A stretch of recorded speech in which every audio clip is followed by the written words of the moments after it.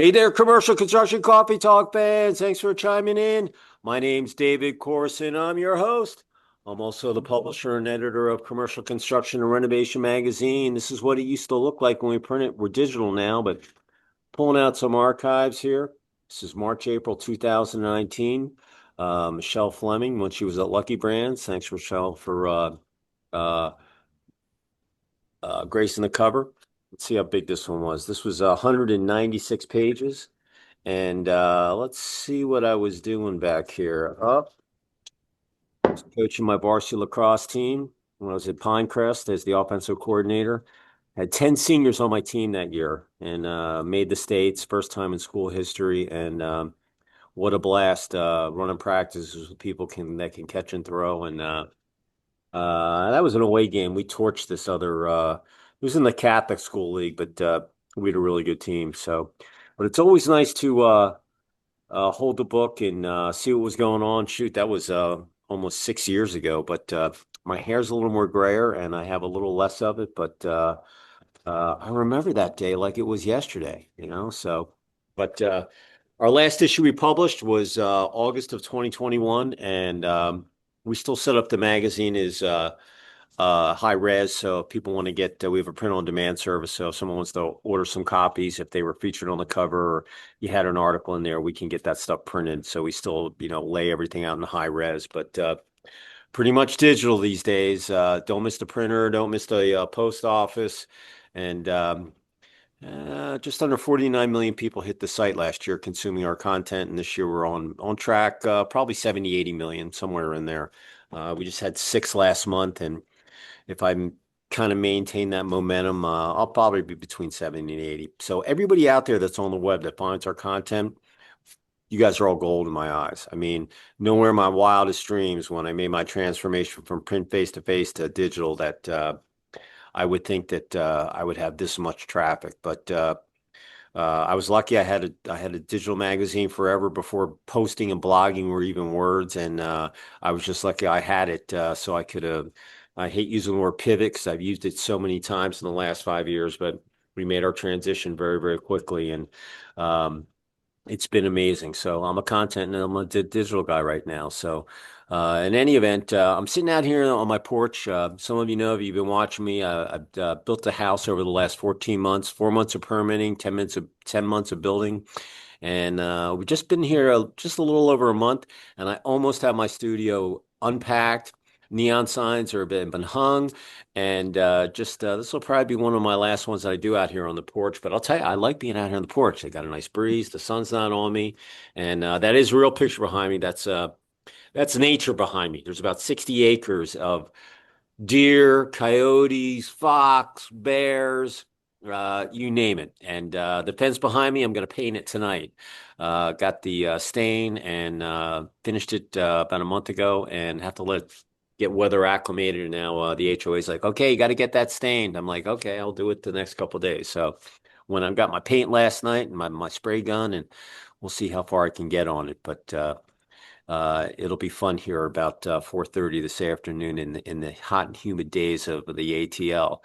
But in any event, have a nice gentleman down in one of my favorite cities down there in San Antonio in the great state of Texas. His name is Louis Gutierrez, and he's the director of AI with Constant Contact. Louis, say hello to our listeners out there on Commercial Construction Coffee Talk. Yeah, hi everyone. Happy to be here. And the reason why I had Lewis on is, listen, AI is intertwined with everything, and he's all about marketing and making content, and that's what business is all about: communicating with people, keeping in touch with them, learning out the different ways that you can, communicate with them, and uh, hopefully you make some sales out of that. And business is just it's a numbers game statistically. So the more RFPs and the more contacts or the more Zoom calls and the more shows you go to, the more hands you shake, the more snail mail you put out there. It's a numbers game. But the more effective you are in getting your message out there is just key. My thing is, if you can get your point out with the least amount of words in the simplest form so a second grader can understand what you're trying to tell them, or how it's going to value them, you're 95% of the way there. Then it's just, asking for the business. So Uh, Louis, the way we're gonna do it, we'll do it in three parts here. You're gonna tell your story, where you went to school and how you ended up at Constant Contact and got into AI. Then we'll talk about lessons learned from the last 5 years that we've all been on the roller coaster. Even though we're out of it, there's still some speed bumps and obstacles that we've all been are throwing at basically every day. Some worse than others, but it's still a battle.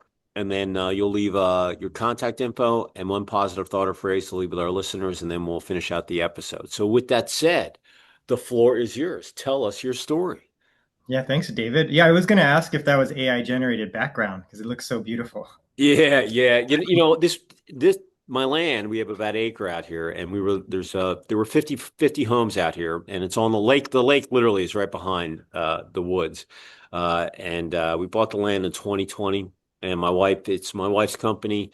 Um, she's a residential interior designer, contractor, and we'd never done a ground up. And I told her, I said, look, if we build that house, we're going to do it ourselves. We're not going to hire a contractor. We'll do it ourselves and we'll use it, for your portfolio. So, um, the HOA came down to me, I think the end of 2023 and said, hey, if you don't build that house, we're going to fine you, which they did.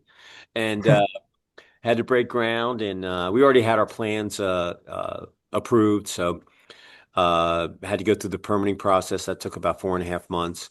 And then once we got our building permit, then we, cleared the land and, um, a little delays here and there. Had the hurricane that came up through and hit North Carolina, blew down the whole, right. I just started my framing of my house, blew the whole front of the house down and had to get it rebuilt. And, uh, nothing like happened in Nashville, but which is about 2 hours northwest of us up here. But, uh, it was a bummer, just not the way you want to start your build out. But once we got that done, and we had a little rain in July, we've been rolling. But it was an amazing experience. I come from a construction family, demolition and recycling, but building the house was awesome, and we're still married after 30 years. A lot of people said, "Don't do it, don't build it with your wife," and I was saying, "No, no, no. She's got a whole crew." And I was just, but I put a section in my magazine called Residential Construction and Remodeling. So every month I gave a wrap up on where we were with the house, what I learned, dealing with the municipality, permitting, how to pick subs, how to keep your sanity if you're working with a spouse. And all in all, it was a really, really good experience. And I hear there's a housing shortage in the US. So we're looking to do a couple more builds and keep our crews busy and hopefully cover them in the magazine. So, but everybody asks that in the back, is that real? Or is it AI generated? I'm like, no, no, it's real. My neighbors say, hey, we used to hunt on your property, and and they tell me that there was all sorts of predators. So last week, someone's security camera, they caught a big old black bear just Wow. running right across the street, from the woods behind me, and a couple houses down. And yeah, the fence is 5 foot tall back there, but the coyotes or the foxes, they can jump it if they want to. Mhm. So at night, I got to come out here armed, basically. I got four rescue dogs. One's deaf; he would never hear anything coming, and he'd basically be like a morsel. He's only a little, just a rescue dog. And but at night, you got to be careful, man, because nature Yeah. is out there. The predators are out there, and you never know what's going to come out of the woods. So, in any event, tell us your story. The floor is yours. Exciting. Yeah, sorry to hear about that weather, but glad you were able to overcome it and still build your house. Yeah, a little bit about me. So I grew up in San Antonio. I went to school in Dallas at SMU, computer science. And then after I finished school, I actually did something really uncharacteristic of me. I joined the Peace Corps. I wanted to travel. I wanted to help people. So I joined the Peace Corps and I went off to East Africa, Tanzania, East Africa, where I taught math and I lived in a probably the worst thing for somebody in computer science to live in a village with no electricity, no Yeah. running water. So not exactly the great resume builder. But yeah, I lived out there for over 2 years.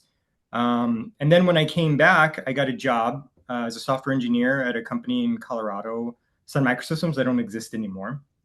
Um, and then around that time, the financial crisis happened. So I found myself without a job.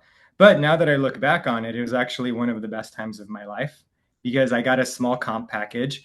I went to Winter Park in Colorado, bought a ski pass for the winter, lived with some friends, snowboarded the entire winter, just kind of did whatever I wanted whenever I wanted to. So it's pretty great.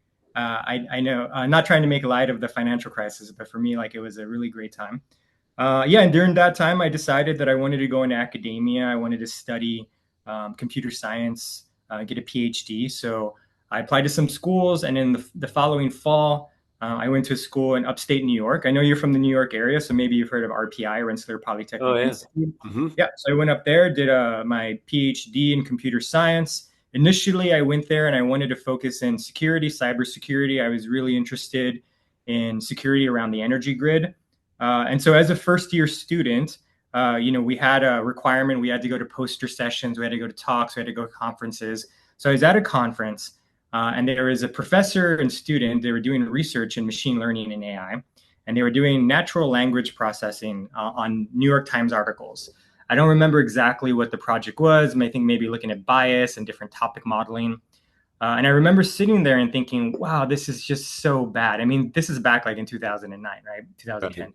Um, I remember thinking, like, sitting there and thinking, this is so bad. So then I just went and I did the classic academic thing where I started to ask some really tough questions and gave the speaker a hard time, made him sweat up there on stage.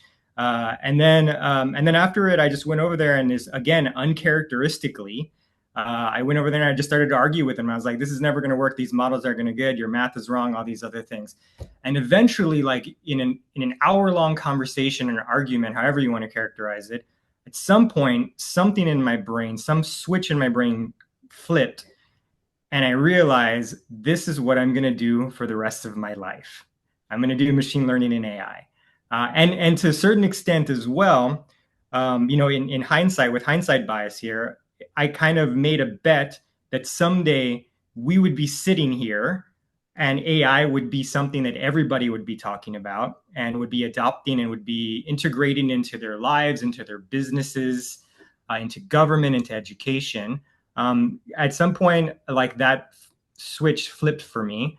So then, almost immediately the next day, I switched to my advisors. I changed over to machine learning and AI.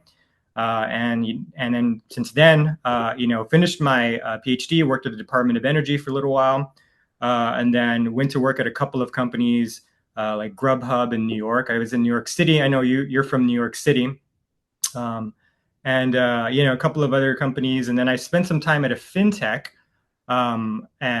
where I worked on fraud detection and some other things, and eventually made my way to Constant Contact, where I wanted to work in content generation, work in an area where we could use these generative models to really help people take their raw ideas, the raw materials of their ideas and their creativity, and turn them into some finished, polished products and communications for people.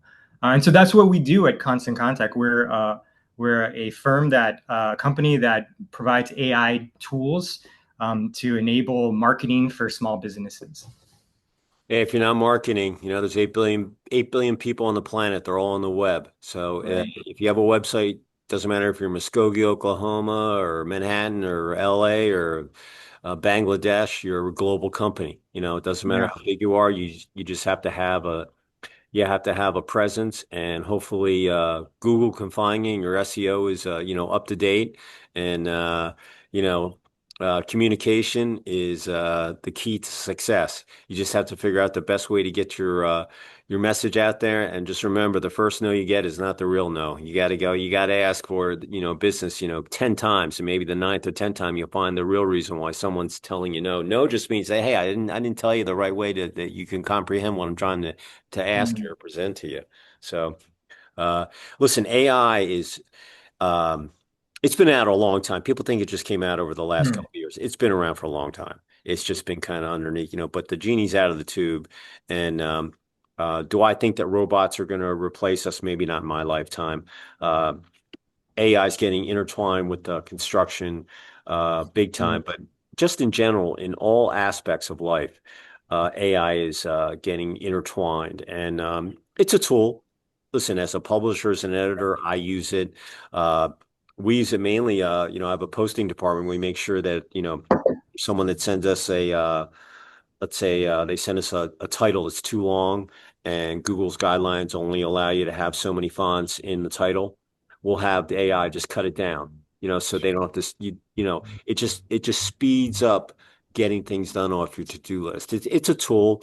I look at it as my assistant. My wife laughs at me, because I'm a prompt programmer. That's what you do with AI. You teach it how you talk. You basically program it to get your own thoughts and the way that you think. And then if it generates any copy for you, my columns, I write them, I put them through there, and then I give them to my editor to edit. So it's, AI, it's a tool. That's the way that I look at it. I really look at it as my assistant. But but I was on a call the other day at a masterminds group, and uh, they I watched this guy build 3 websites pulling code with AI in about an hour. And the website, these were just simple landing pages with a funnel and whatever, but they were very nice. And they were all different. I threw a carpenter theme out there. Someone else did a medication gig. I forget what the other one was. But anyway, goes on, prompts it, pulls it. You have your hosting. Anyway, it was mind blowing. A year ago, I would have never thought AI could have done that, but it's just is moving at such warp speed that it was mind blowing that it could pull all of this code. Like right now, you're looking at the screen, but really it's all code, it's all numbers, and you're a computer guy, so you know what I'm talking about. I'm trying to be simple as possible as in my explanation, but Mhm. it was mind blowing to see. Now, my web developer, IT guy, Army vet, he's like, oh, you got to be careful. AI can be delusional and this and that, and all that kind of stuff. And but I think down the road, most coders will use AI to code down the road. Yeah. Tell me if I'm wrong or not, because he doesn't think that's going to happen. But I'm like, dude, I'm going to tell you, man. The guys that I'm talking to that are watching this stuff, it's crazy. Because I'm telling you, a year ago, I would have never seen this, or it would have taken me a while. But it was Yeah, amazing. yeah. You're absolutely right. So many interesting things you said. We have so much to talk about now. But yeah, like so I was in the camp of your web developer like a year and a half ago.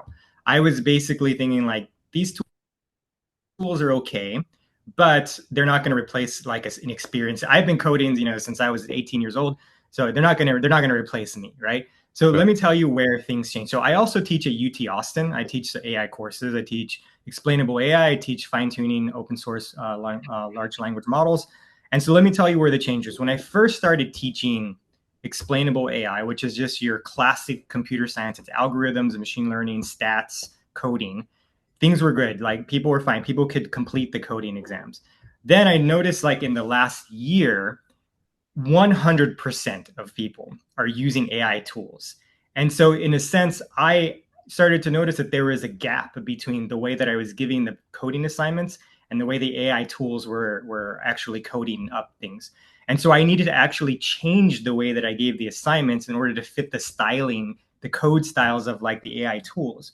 And so it came to me that whether we like it or not, all of these like young upcoming engineers are not going to know how to code without these tools, right? Just like when Google Maps first came out, my dad was like, I'm not going to use this thing. I know where I'm going, right? But now, like, I personally can't go anywhere without Google Maps. I Oh grew yeah. up using it, and it's going to be the same thing that these engineers are going to need these tools. So I think, like, in right now, like most coders are using these tools. At Constant Contact, we take productivity both for our customers and for our internal employees really seriously. And so we've adopted a lot of AI productivity tools, especially in coding, right? So all of our engineers have access to these tools, and probably 60 to 80% of them use them, right?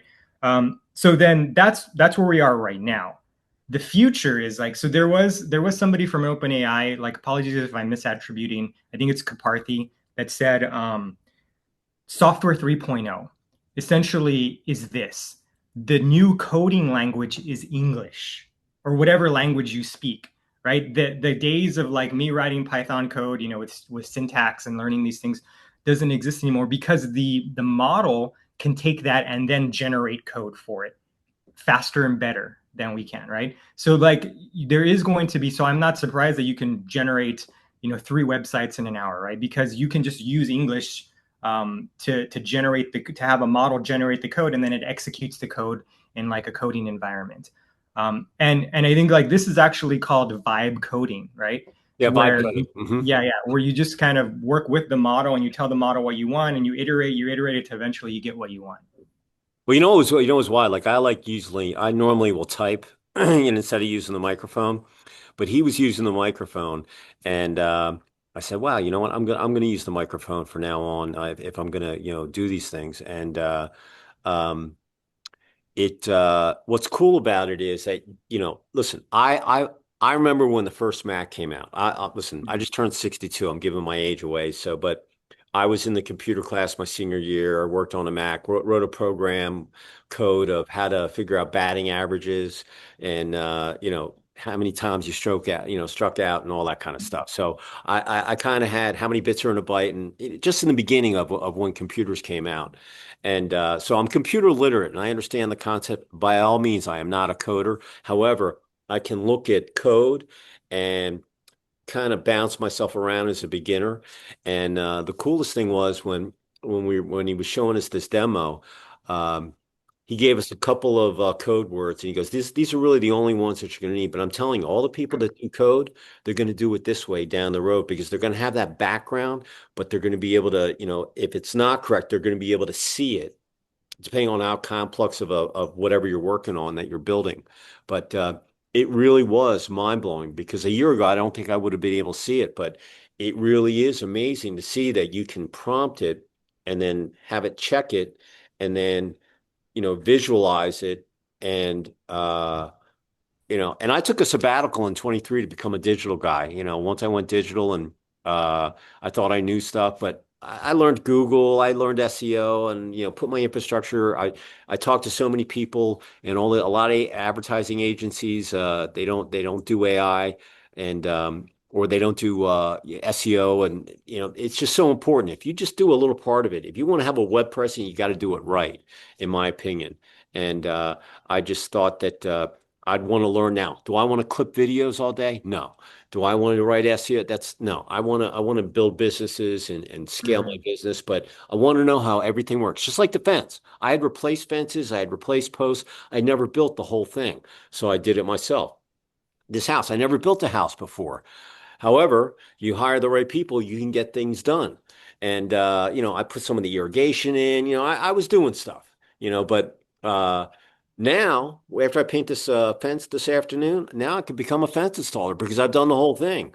I Mhm. I went and got the double man auger. We drilled 39 holes. We put the boards up. We put the chicken wire up. We put the posts in with the concrete. They've been out there in the sun. Now I cut all the posts off this week. And but it's the same thing with AI learning all of these tools and how you can intricate, you know, uh, use them in your daily workspace, whatever that might be.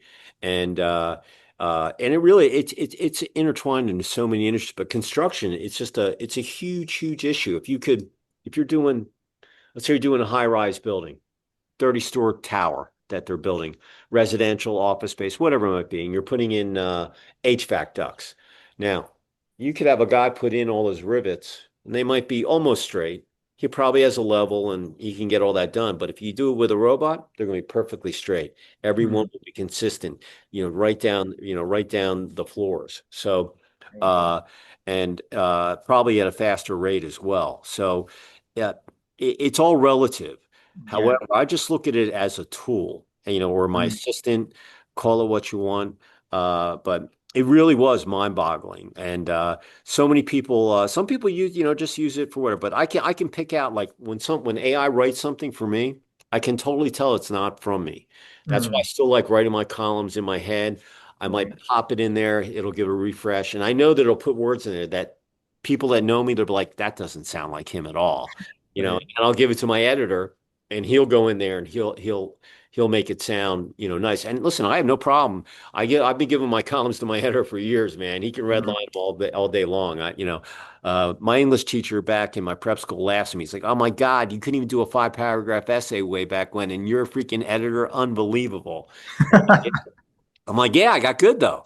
I can actually write." And uh, but the people that didn't, I'm old school, so I came, Mm, I'm 62. I've seen a lot.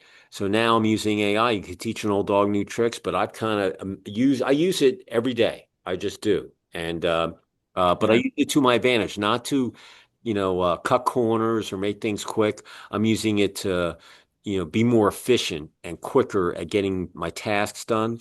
And, that's kind of the biggest thing. But as a marketing guy, I can totally appreciate it. I love talking to CRM people that are, on that cusp because, there are a lot more smaller businesses than are big businesses on the planet. Mm, for sure. And, the more efficient and the better that you can get at learning technology to use it to be more efficient, time Yeah. effective, you're going to be that much better because competition fierce, man. It's a battle out there every day. Yeah, yeah, absolutely. You hit on something that is really core for constant contact. You talked about there are the things that you love to do, right? The things that you love to do and the things that you don't like to do so much. Really, a constant contact, that's our AI strategy. How can we like empower you to focus on the things that you love about your small business, why you started it in the beginning, and then some of the things that may not be as interesting, like for example, wordsmithing an email so that it's perfect. You can delegate that away to an AI tool. There's old saying, I don't remember where it came from, but I don't want AI to write my novels. I want it to do my laundry and my dishes, right? And so that's essentially what we're trying to do at Constant Contact. Empower small business, like you said, the lifeblood of this country, right? Empower them to focus on the things that they're good at. And then, all the other stuff, we can have like AI tools to help with those. Do you know what a reverse lookup IP code is? Do you know what that is? Sure. Yeah. Uh-huh. Yeah. Yeah, there's probably I think there's about six Mhm. companies. Listen, you get a web developer, they could probably write. But we put one of those codes Mhm. on our site. A lot of people use it as a CRM. We don't. We use it as a journey. Mhm. It covers the journey when someone comes in. 90% of the people that find us, I'm on page one on Google. Never bought a keyword. Everything's been organic, and they come through the back end of the website. So uh, they'll come in. Mhm. They'll go into Google. Hey, I want to learn about sheet metal and roofing, and I'll have something. I'll be on page one on it. They'll go there. They'll come to the back end. They'll go to the article, and then when they're inside the site they'll start looking around the different rooms. Oh, he's got a magazine. Oh, he does some events. Oh, he's got a podcast. He's got a digital agency. You know what? I think I'm going to come back here, more than once. I should come back here and look at some news that he has. Maybe I'll find some leads or whatever that's on there. But the when the shutdown happened in March 2020, I was in a conundrum because I had just had my 10th anniversary event, and I was bi-monthly on the magazine every other month. We do 6 issues a year. And I was fighting with my printer for my March, April issue because a lot of my offices, my clients were furloughed or their offices were closed. I didn't know if the magazine was going to get delivered. I didn't want to pay the printer and waste paper and postage. And finally, I just said, screw it. I'll put this issue out. And then I took the month of April kind of to sit back. And my artist and my editor said, hey, we've got thousands and thousands of pages of content. Let's just go digital. We'll do a small press run for the advertisers and the people that we have on the cover. And then we were going to make the announcement after 2021, but I just decided August was the last time media kits and when you're putting your packages out for the following year to get people to renew their schedules and obviously you always have to bring new business in, but um, it was it was scary. Yeah. However, and that's just about when AI was kind of coming in. It Mhm. was it was out there already. I knew about it, but a lot of people didn't. And then all of a sudden, it's just gained momentum. Now it's just everywhere, and Yeah. you know, but uh, like I said, I just use it as a tool. But the way you described it completely, Yeah. but all these little things that I've learned, the IP code, Mhm. it'll tell me what keywords, how long they were on there, what they looked at, and it's not even kind of like Big Brother. It's just tracking their journey. But it's Yeah. so important because you want to know if you're a content provider, you want to know what people are looking at. And from that, we can generate this report at the end of the month for our advertisers. So we'll tell them, hey, here are the top keywords that were on the site. Here were the top 20 posts that people looked at. If you're creating press releases or content for us to put up here, here are the things that you should look at. And then we take some other data that we gather from that code too, and kind of with, construction costs and, what's going on in different states. But it really is, it's a really cool tool. Yeah, I have an interesting question for you. So you talked about SEO, about page ranking with Google. So the trend right now is moving towards AI engine optimization, right? So like how do you as a small business owner, this is something we're really interested in, um, validate or make sure that ChatGPT, someone says like, I'm looking for a digital publication that is the nexus between construction and technology. And you want, David Corson's name to pop up like in ChatGPT. Like, so from your perspective, have you thought about like how to do AI engine optimization? Because Google is scared, right? They're really scared that like a lot of their marketing, I mean, their ad revenue is going to be moved away and be taken by some of these AI tools. The guys that are in my mastermind class, Mhm. I was still using Google. Mhm. That's where I get my stats from. I mean, listen, Google's still the monster out there, the big Mhm. Yeah, boys. absolutely. They listen. That's a big animal right there. However, these guys told me, look, you got to get off Google or any of the browsers or search engines. You just Yeah. use AI, and you'll be much better off. Um, so I've just been using AI all day long on my searches. Uh, Mm. like right now, I have a flooring report. I've only got a couple more days left before the deadline, but there'll be some people that I'll always go through and say, "Hey, give me the top 50 flooring company manufacturers that are in the U.S." And I'll make sure that at least I get emails to all. And listen, I've been around forever, so I probably know 45 of them right off the top of my head. But I just make sure there might be someone that merged or they changed their name and whatever. And but I just make sure that they're all on there. And Mhm. sometimes AI will give me people that I've never even heard of before. And Mm. but uh, from my standpoint, I just want to be cutting edge because 6 months from now, what I learned today is technology is moving so fast that it probably could be Yeah. obsolete by the time that 6 months goes around. So, and some stuff that I look at, I won't use. It's just me. Other people might use it, Mm. but my posting department uses AI. My editor uses it. I use it. My artist uses it. We all use it, Mhm. and it really depends on like I have ChatGPT 4 because I want to do some logos and that kind of stuff too. I just didn't want to have copy on mine. So there's Mhm. variances that levels that you can go. Some people like Grok, some people like, whatever. But I could see why Google will be, worried because they don't want to hear people, I'm going to use AI. But the Yeah. more, but the thing about Google is Google is static. AI is in real time and you're Yeah. learning how to use it so it can go out there and grab the information that you really want. And uh it it doesn't have a personality, but it knows how you want to think versus just Google's just staticking, hey, I'm looking for roofing people in, Plano, Texas or whatever. So That's a really good observation. So like Google, like you said, is static. Like in some days, some of those page rankings are days old, right? And then like AI is responsive, it's dynamic. You can add new context, give it new information, and it can adjust its search. Yeah, so that's absolutely right. So yeah, I think you have the right idea here, which is a hybrid approach.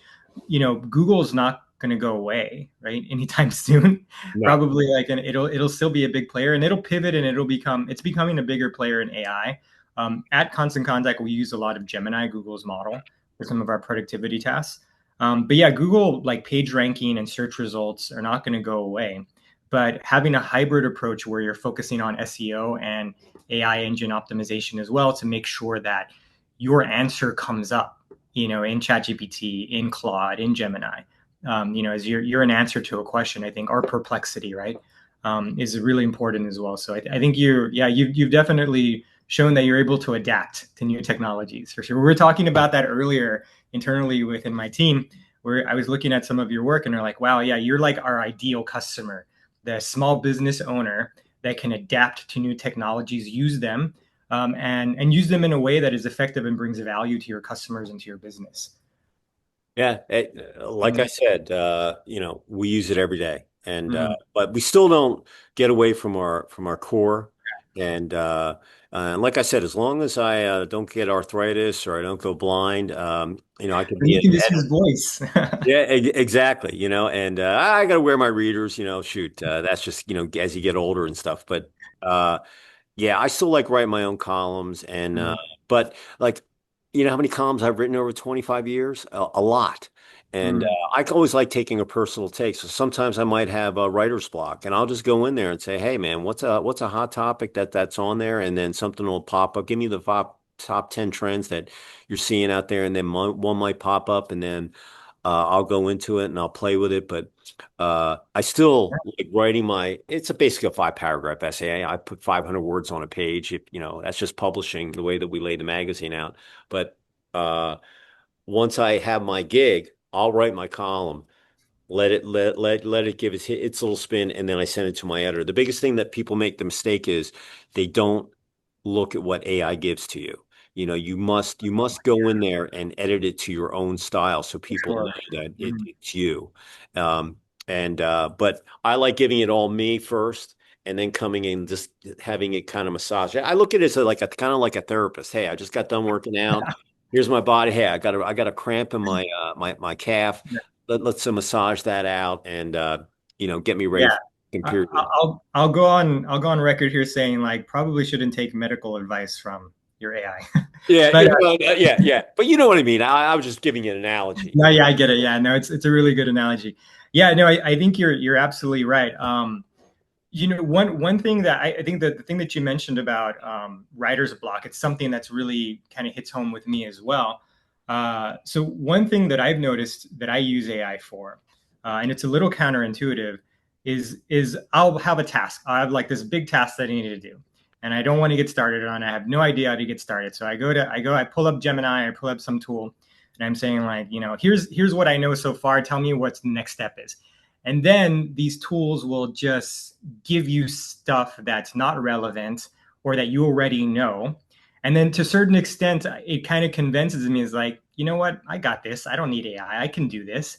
And in a way, like you said, it kind of works as like therapists or for me, like a motivational like speaker.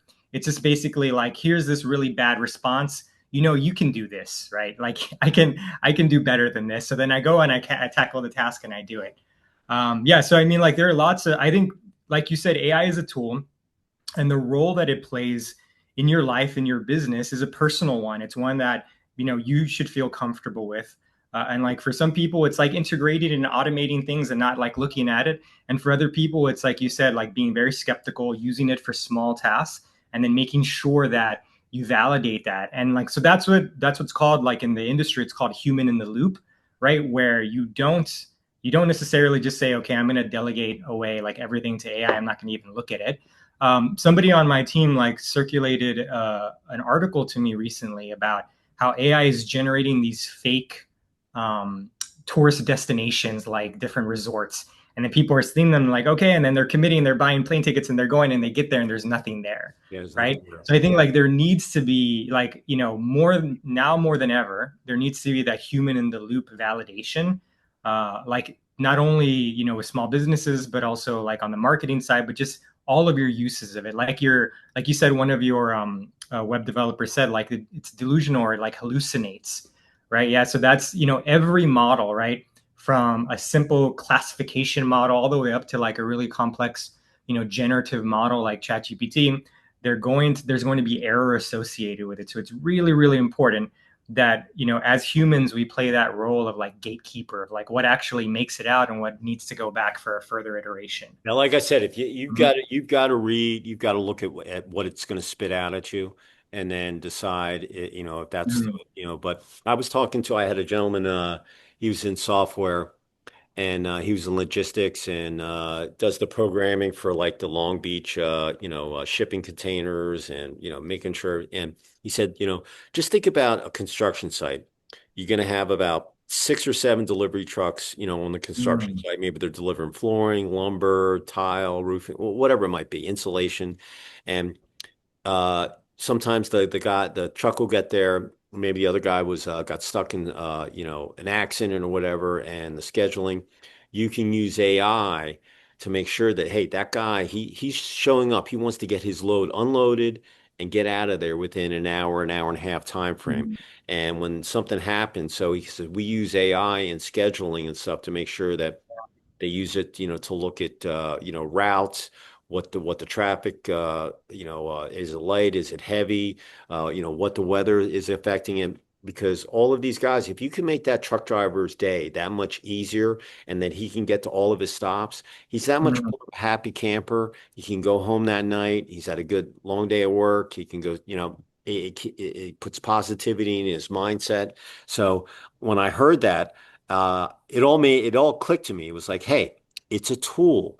You can make, we as humans can apply it, but we are the gatekeepers of it. Mhm. And you're going to teach it how when you prompt it. That's why, like when I was first doing, my wife's like, "Who are you talking to?" I'm like, "Talking to my assistant." She's like, "What do you mean?" I'm like, "No, I'm talking to you. You're the greatest copywriter ever. Hey, listen, I'm working on this thing. I've got too long of a title. Please shorten this title for me. Only want it to be in 62 characters, and please give me 3 or 4 different variations of it." Now I'm using the mic. I'm just sitting there typing. Now I just use the mic and I talk to it like a Mhm. third grader. And it's but it knows me. And Mhm. now the other people on my team, are they using it the same way? No, but I'm telling them, hey, you need to prompt it and make sure that you don't. And one of the things, like on chat, you can have different projects on there. So Mhm. if you're working on multiple projects, if you're prompting AI, you want to make sure that if you're prompting it here, it's not going to be the same kind of prompt as the different project is, because you're looking for different information.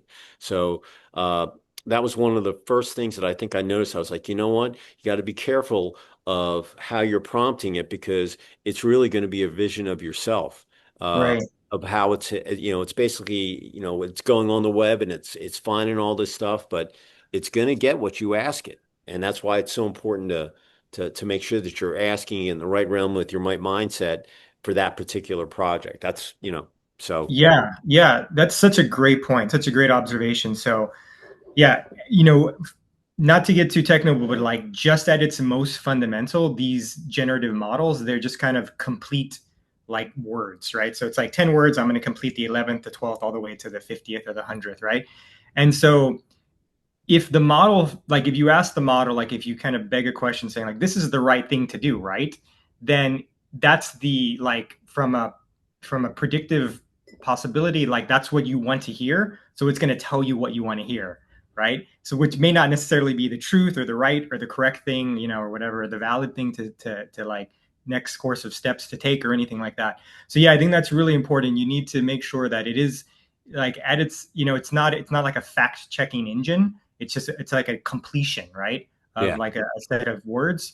And so you need to make sure that you tailor your prompts so that you kind of can get the most objective response that you possibly can, or whatever goal you're trying to accomplish, right?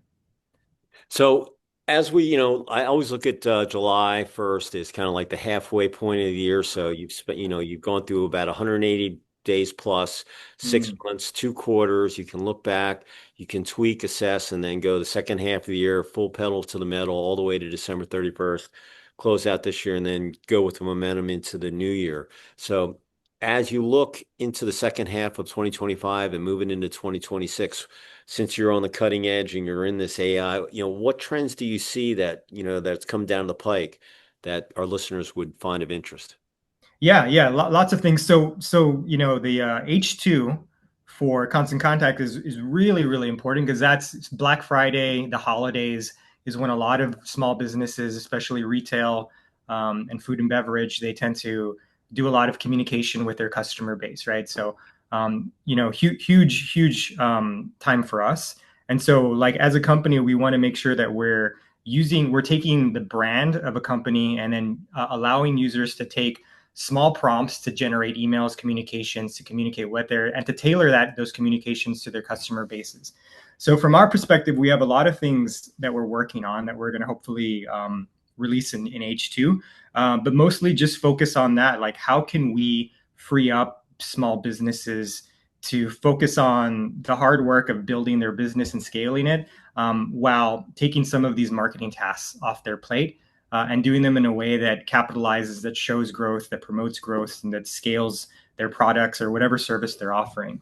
So from a constant contact, like it's going to be big for us, and we're going to continue to double down on providing better content generation and more AI tools to make this marketing journey streamlined and more performant. Taking off my constant contact hat and talking as a tech enthusiast, AI enthusiast, and academic, yeah, there's a lot of amazing things happening. Like you said, this this kind of space is just evolving so fast that sometimes it's difficult to even keep up with it. Um, but I mean, 2025 has been the year of agentic, right? You've probably heard of agentic, where agents, just to kind of define it for your audience here. So you have an LLM and it's kind of the decision maker. And then it has like these resources like tools like data or being able to generate, different functions that can generate things. And so then you give it a task, you say, hey, I want to grow my business. And then it goes to the LLM and it says, okay, I have these 5 resources. How can I use these 5 resources to answer that prompt? And it kind of loops over those resources and then tries to answer it or tries to solve the problem. So I think agentic is still going to be a big move. I think a lot of companies, small, medium, and large, are integrating agentic frameworks into their businesses. As with is the case with construction, I'm sure it's the same, where you can come up with a bunch of plans and blueprints, but actually putting like the foundation in the ground, the fence in the ground is the hard part. Same thing with companies, right? Actually, doing something, creating something locally on your computer that works great is different than being able to scale it to all of your customers and so forth. So I think that 2025 is going to continue to see companies like integrate agentic systems into their businesses and scale those to their customers. And then personally, like I think that a year from now, you and I have a conversation a year from now, next July, to recap. And I think we're all going to be talking about vibe coding. Everybody's going to be an expert vibe coder, like in a year from now. I think these tools are becoming so powerful, so easy to use, that they're gonna be a spectrum of like from the very beginner that doesn't know anything about coding all the way to the guy that has 20 years of coding experience. So I think that that's the next big I did trend as vibe well. coding like about 6 months ago. Yeah, It was introduced to me, and I was like, that session was, hey, look, am I a coder? No, but I can look at it. And like I said, I learned coding. I had to write my program way back when, so I could pass that computer class way back when, and uh, and all that is all ancient history, floppy disks and all yeah. that. It's all, that's all ancient, but it was all cool, back in the Mhm. day. I think what was my first computer? I think I had a compact Presario. Yeah, man, thing was Yeah, I think so that was my first computer too. Yeah, a it was so compact slow, man. stereo. It was slow as molasses, man. Trying to, Yeah, as time goes on. Uh, uh, but listen, as a small business guy, if you're out there in business, you're not using it, you're missing the boat. And yeah, it's just like some contractors, they don't even have a smartphone. They still use a slide rule. Do they get the measurements right? Yeah, but they could use technology to their advantage. And I just tell people, don't be scared of it, man. Just blow right through. It's all push yeah, 101. Once you figure it out, you can manipulate it. But you still have everything up in here. Uh, yeah, that's you, and you just have to kind of figure out the best way to incorporate it. And you got to keep a leash on it when you're walking your dog. You don't let it run. Hey, you got to keep a leash yeah, on it. yeah, It's like anything else. absolutely. So if someone was out there in commercial construction coffee talk land and they were thinking about maybe they don't use constant contact, like I use my M as my email blast and stuff, but if they were thinking about, hey, how do I start? How do I have that conversation with my sales force or whatever? How would someone reach out to you? Yeah, so go to www.constantcontact.com would be the first thing. You can connect with me on LinkedIn. And just yeah, open an account on Constant Contact and reach out, and then we can you can connect with some salespeople and they can tell you more about it. But yeah, like absolutely, I think that, and even going beyond there before you get started, like sit down and make a list. Like, what do I love about my job? What do I love to do? What are the things that I don't like to do? A lot of times, marketing and sending out emails and tailoring different communications to different cohorts in your customer base is some tends to be high on the list of people, especially people like yourself who work with their hands, who are creative with their hands and build things, right? So yeah, so that would be my make that list and then figure out like how can you use AI to leverage so you can free yourself up to do more of what you love and less of what you don't like. And a lot of times, constant contact is the answer, is the solution to that. You can sign up for an account and then start to generate emails and templates pretty quickly, and then be able to tailor your message to different parts of your audience. So I will I'll go when I edit and I'll put that your LinkedIn in the description. Also, when I do the edit on the video, I'll put that on there as a topic heading and so forth. But hey, LinkedIn, that's where it's all happening. If you're not Yeah, on LinkedIn, man, as far as I'm concerned, you got to be out there because don't exist. Yeah, at least that's where not in all the the business professional world. is. Everybody's on there. You got to be on LinkedIn. So Yeah. I'll put it in there and I'll put it in Mm. the description as well. If anybody wants to reach me, I'm at David C at ccr-mag.com.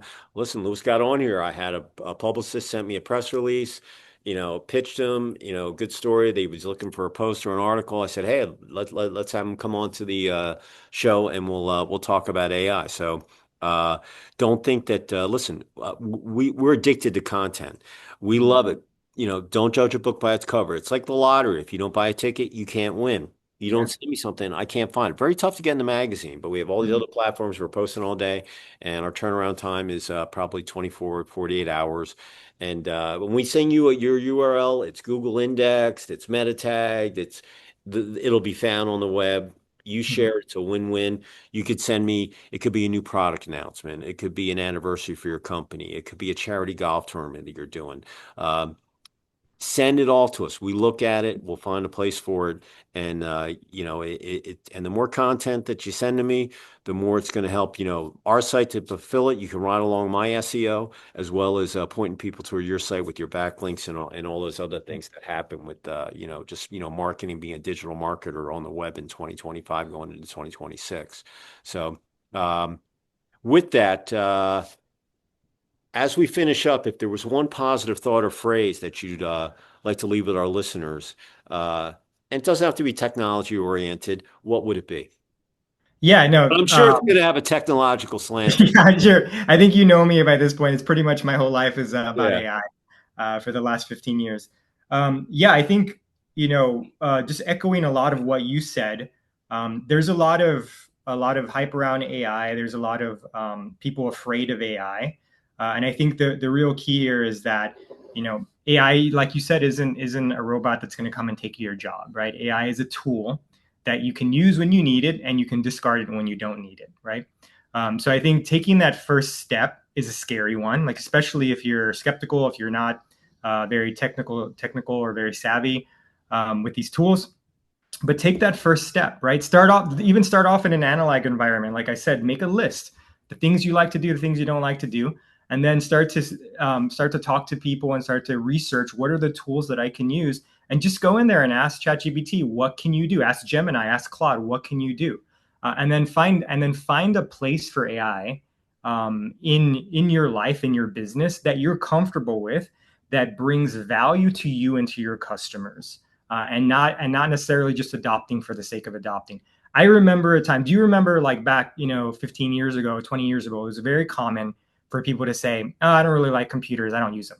Right? That person doesn't exist anymore. No. Everybody uses phone. Everybody can use computers and so forth. And I think that's what's going to be with AI as well. It's going to become so integrated in our everyday lives that everybody's going to have some role for it. So I think the faster you can figure out what that role AI is in your life, in your business, the better off you're going to be, and the more ahead of your competitors that you're going to be as well. So I see you got an old turntable behind you. I Is that what? do, yeah, Yeah. So you yeah, got. So what vinyls are you playing on that?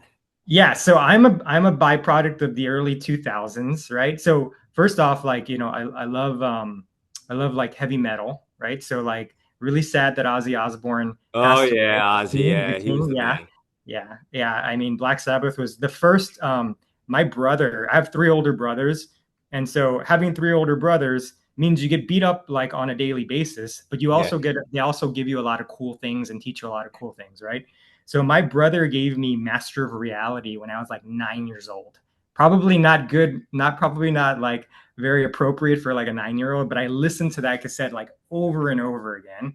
And then so that kind of sent me down the path of like just metal rock, so some of my favorite bands, Tool, is like probably my favorite band. I'm going to see Perfect Circle in September. So a lot of vinyls in that, in that space. Yeah. So I love listening to vinyls because in the digital age, like you say, you have to find your sense of humanity in the digital age sometimes. And for me, it's vinyls, like just listening to tracks. That's fine. Like if I'm at the gym or I'm taking a walk, but I like putting on a vinyl and listening to a record from beginning to end without interrupting it as a body of work rather than just like piecemeal songs. Yeah. No, hey, listen, I still have all of my vinyls and they're, it's nice to see the turntable, because some Yeah. people don't even know what that is, I mean, Yeah. back in the day, stylus was that's what made it sound good. I like the little crackling, that goes Yeah. on there. It makes it authentic. So uh that's really cool though to see the turntable on there. Not many people have those these days. They probably Yeah. don't know what they are, but no, that's really, really cool, especially for a technological guy too. Yeah, yeah, for sure.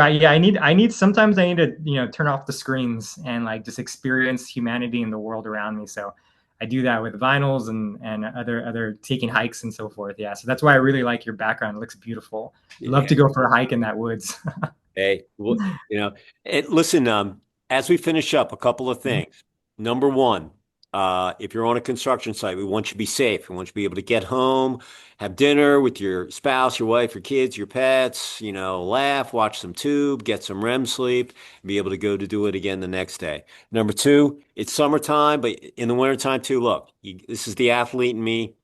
You got to stay liquefied. You got to drink water on the job and put some electrolytes in there. When you get dehydrated, you make the bad pass, you don't put the rock in the net, you get headaches, you just don't feel good. Same thing on the construction site. You stay liquefied, put water in you, you'll feel better, you'll have a better day, you'll get home, you'll sleep better, and you'll be that much better the following day. And that's what it's all about. So make sure you stay liquefied, even in the winter. It's just a positive thing to do.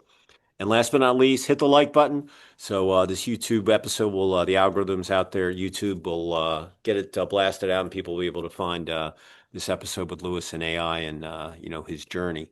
So with that, any last words from San Antonio? I did my event at the Marriott right there on the river, and we took everybody out to a ranch that has one of the only uh, prehistoric. They called it basically what the way it did the Neanderthals or the caveman, call them what you want. When they Mhm. used to get these big mammoth, they used to run them off the ledge off a cliff, and then at the bottom, the whole tribe was there. The animal would fall, be Uh-huh. stunned, and then they would eat. So anyway, we did. This guy was a cattle rancher. Anyway, I think it was Texas A&M that went out there and they said, "Hey, I think we've got some architectural stuff." Anyway, they found all this old stuff, and there's only two places in America that they have these like rock, uh, they're geological phenomenons in the country.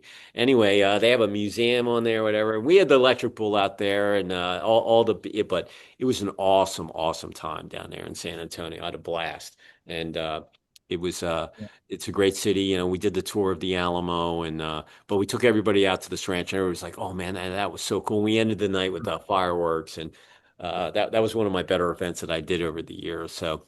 Yeah. Yeah, no, no, San Antonio is a great place. I'll give one last plug to Constant Contact. Go to constantcontact.com, trial it out, find what works for you. Yeah, San Antonio, my advice is like come visit in September. It's way too hot right now. Yeah, oh no, no, listen, it's Texas. Trust me, my son's in Dallas, man. It's hot, Yeah, man. So, yeah. uh, listen, uh, everybody, it's you're halfway through the year. We're going into the second half. Listen, just go pedal to the metal. Make sure you're improving every day. Stay positive. Put your blinders on. Always be moving forward. And before you know it, it's going to be fall, and then the holidays, and time is just rolling. But if you're not using AI, just try it out. You got nothing to lose and everything to gain. It'll make your life so much more simpler.